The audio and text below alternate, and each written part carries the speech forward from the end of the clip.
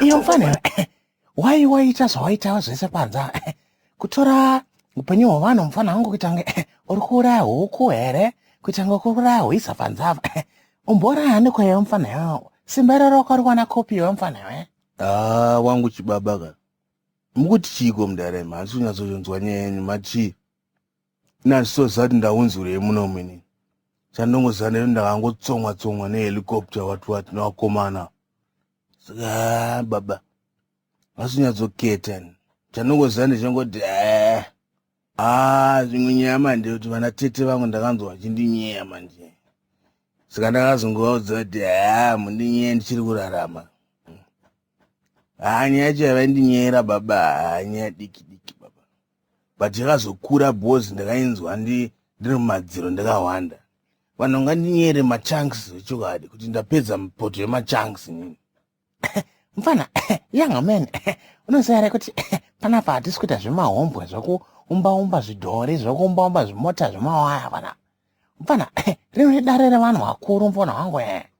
usada kuti pedzera nguva mfana wangu pana handiti usada kuti asenge imbwa ari kudya maputi handiti ka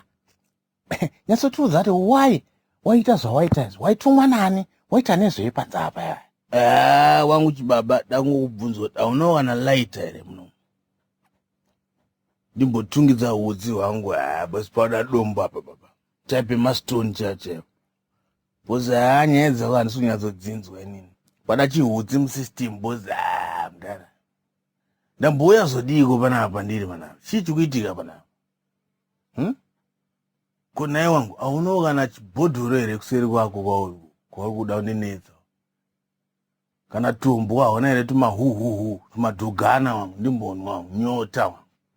ndikurohwa zvakaipa panza navakomana yangamene wakanyeperwa yangamene nevanhu vaikupfura hembe manje inini handisi kuita zvokutamba handichatota zvokukutonga panapa ndakutota zvokudhila newe bhozi wada kutosaiza ndauda kutota zvokukusoswanga chazvo wakachaedzwa yangamene mira one zvanoda kukuita mufana wangu ona yo yalala yo wachitunha nawo takuchikwanisa kujaja chitunha kutara nechitunha kuda kutonetsa mufana wangu kuda kuona darika ziso kuda kutenga hondo usina capital babai yangamani babai yangamene babai